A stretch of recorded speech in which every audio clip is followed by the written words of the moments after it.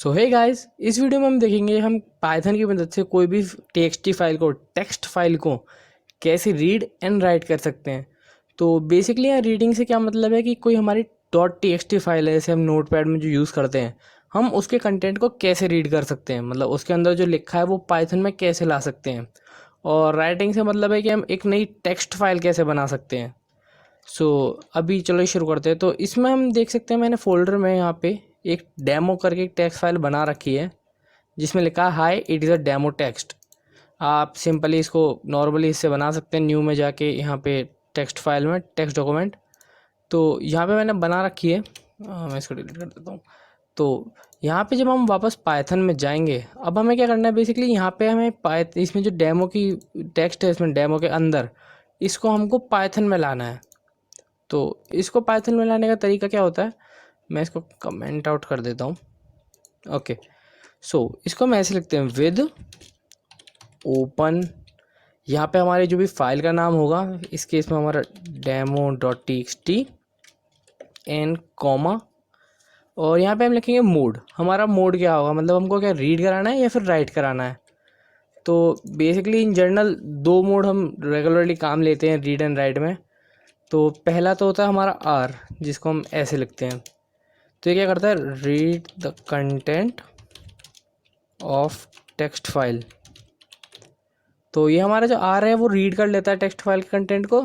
और जो दूसरा होता है वो होता है W, right the text file. तो अभी हमको यहाँ पे रीड कराना है, तो हम यहाँ पे आर यूज़ करेंगे। तो यहाँ पे आर डालते हैं। तो with open demo text file as reading, r आता है रीडिंग के लिए। एज एफ, एफ यहाँ पे वेरिएबल का नाम है जिसमें हम उसको स्टोर करेंगे, तो आप कुछ भी रख सकते हैं, मैं एफ रख रहा हूँ। एंड देन हम कर देंगे एफ डॉट रीड। तो यहाँ पे क्या करेगा कि हमारी जो डेमो टेक्स्ट फाइल है उसको ओपन करेगा, एफ वेरिएबल में उसको स्टोर कर देगा और रीड मोड में कर देगा। तो जब हम एफ डॉट रीड चलाएंगे तो ये बोलेगा एफ को रीड करो, और एफ हमारा क्या था, डेमो टी का अंदर का कंटेंट।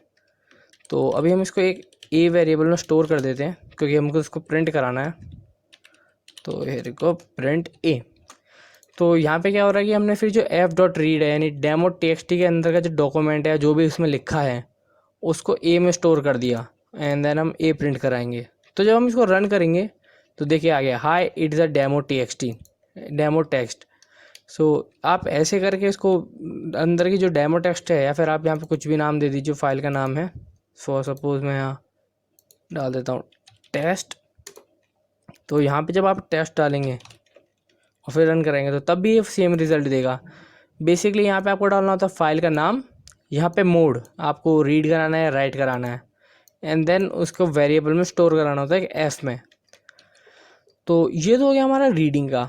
अब हम चाहते हैं कि हम ये जो टेक्स्ट फाइल है, मतलब टेक्स्ट फाइल है, इसको हम क्रिएट करें या इसमें लिखें। तो सबसे पहले मैं इसको डिलीट कर देता हूँ एक बार। ओके, सो यहाँ पे अब हमने क्या किया, with open test dot t x t, and यहाँ पे मैं डब्ल्यू कर देता हूँ राइटिंग के लिए।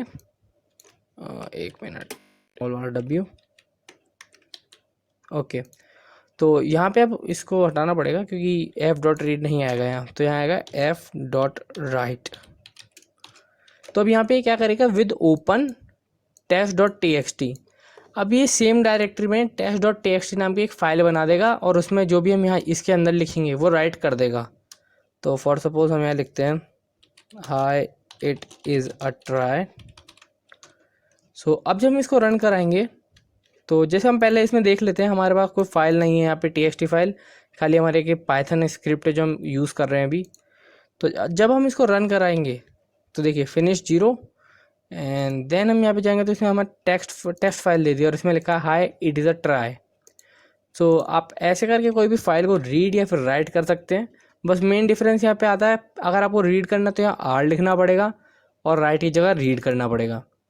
सो अब एक और तरीका है इसमें हम जो राइट करते हैं वो कैसे करें। तो यहाँ पे हम एक बार बना देते हैं एक डेटा इज़ इक्वल टू।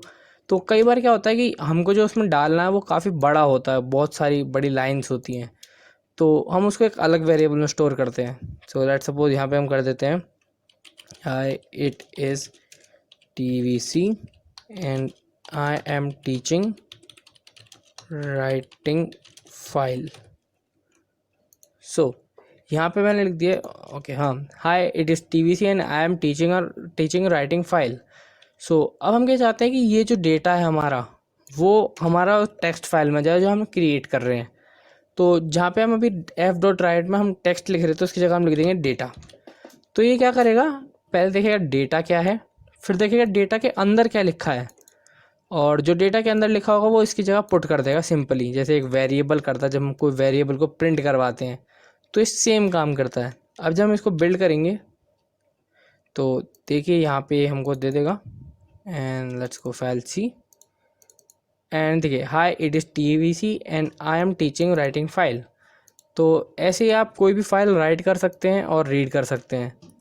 तो आई होप आपको समझ में आया. पर इसमें एक चीज़ और है, हाँ एक चीज़ और बता देता हूँ कि फॉर सपोज यहाँ पे मैं /n ओके. सो अब हम जिसको राइट कराएंगे तो ये क्या करेगा, तो यहाँ पे इसने हमको एक ब्लैंक स्क्रीन दे दी है. जैसे मैं एक बार आपको एक एग्जांपल से समझाता हूँ इसको. ओके तो यहाँ पे हम दे देते हैं this and then hi it is second line. और जब हम इसको रन कराएंगे तो यहाँ पे देखिए, तो देखिए इसने हमको दे दिया हाय it is a second line. अब अगर हम यहाँ पे /n क्या करता है, ये होता है एस्केप मेथड. /n हमारा एक नीचे एक और लाइन क्रिएट कर देता है, जो भी हमने डेटा लिखा है उसको एक और लाइन नीचे क्रिएट कर देगा. और अगर मैं इसको /n को नहीं लगाऊंगा और डायरेक्ट रन कराऊंगा तो देखिए हमको क्या देगा, इसने पूरा टेक्स्ट हमको एक लाइन में दे दिया. पर हमको ऐसा नहीं चाहिए, हमको चाहिए कि लाइन ब्रेक हो जाए यहाँ पे. तो हम यहाँ पे यूज़ करते हैं /n देन स्पेस और फिर हमारी दूसरी लाइन एंड दोबारा /n this is third line. तो ये ज़्यादा लंबा हो गया पर कोई बात नहीं. अब हम जब इसको रन कराएंगे तो देखिए अब यहाँ पे इसने हमको 3 line, this is third line, this is second line और ये हमारी फर्स्ट लाइन जो थी. तो /n क्या करता है कि हमारी एक लाइन क्रिएट कर देता है नीचे जो हमारी चल रही है, यहाँ पे एंड करेगा लाइन को एंड देन एक नीचे क्रिएट कर देगा. सो ये तो था कि हम करंट डायरेक्टरी में कैसे करते हैं. मैं 2 मिनट इसको क्लियर कर देता हूँ एक बार क्योंकि ये बहुत बड़ा हो रहा है तो अगली बार दिक्कत आएगी. सो यहाँ कर देता हूँ हेलो वर्ल्ड.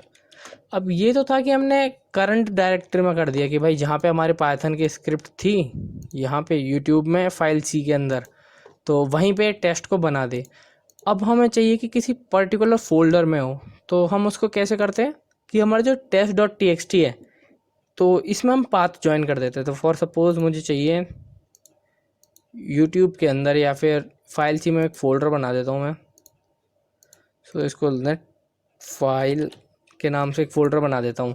तो हमें क्या चाहिए कि जो टेस्ट वाली फ़ाइल है ये फाइल के अंदर क्रिएट हो, यानी इस फोल्डर के अंदर क्रिएट हो, ना कि यहाँ पर. तो यहाँ पे पहले मैं इसको डिलीट करता हूँ. तो अब हम इसको कैसे करते हैं कि हम यहाँ पे फाइल जो अपने डेस्टिनेशन होती है उसका नाम दे देते थे फाइल // तो अब ये क्या करेगा कि हमारी जो पाइथन की फ़ाइल है वहाँ पे सेव नहीं करेगा. ये देखेगा कि ये क्या करंट ये फाइल है क्या करंट डायरेक्टरी में जहाँ पे हमारी पाइथन की फ़ाइल है उसमें फाइल नाम का फ़ोल्डर है और उसके अंदर सेव कर देगा. तो अगर हमको स्पेसिफिक पाथ में हमको सेव कराना होता है तो हम यहाँ फाइल की जगह फाइल का नाम प्लस उसकी डेस्टिनेशन लिख देते हैं. सो अब जब हम इसको रन कराएंगे तो देखिए यहाँ पे इसने कोई फाइल नहीं थी, पर जब हम फाइल के अंदर जाएंगे तो यहाँ पे हमारा जाएगा test. So that's how do it. अगर हमको यहाँ कोई पाथ स्पेसिफाई करना है कि इस पाथ में सेव हो तो हम ऐसे इसमें पाथ लिख के उसको कर देते हैं. यहाँ पे आप चाहे कितना भी लिख दो, file1 के बाद लो ओके. तो अब ये क्या करेगा, फाइल में फाइल वाला जो फोल्डर है उसमें 1 ढूंढेगा, 1 नाम का फोल्डर एंड देन उसमें टेस्ट सेव करेगा. सो सपोज मैं यहाँ पे जाके क्रिएट कर देता हूँ file C and then file okay new folder 1. तो अभी क्या करेगा कि टेस्ट यहाँ डालने के बजाय 1 में डालेगा. तो चला के देखते हैं हम इसको, Ctrl+B एंड देखिए 1 के अंदर कर दी. तो आप इसका जो पाथ है वो कितना भी एक्सटेंड कर सकते हैं, टोटली आपके ऊपर है. So that's how you write और read a Python file in Python, text file in Python. So hope करता हूँ आपको समझ में आया. चैनल को सब्सक्राइब कर देना, वीडियो को लाइक कर देना. बाय. everything changes.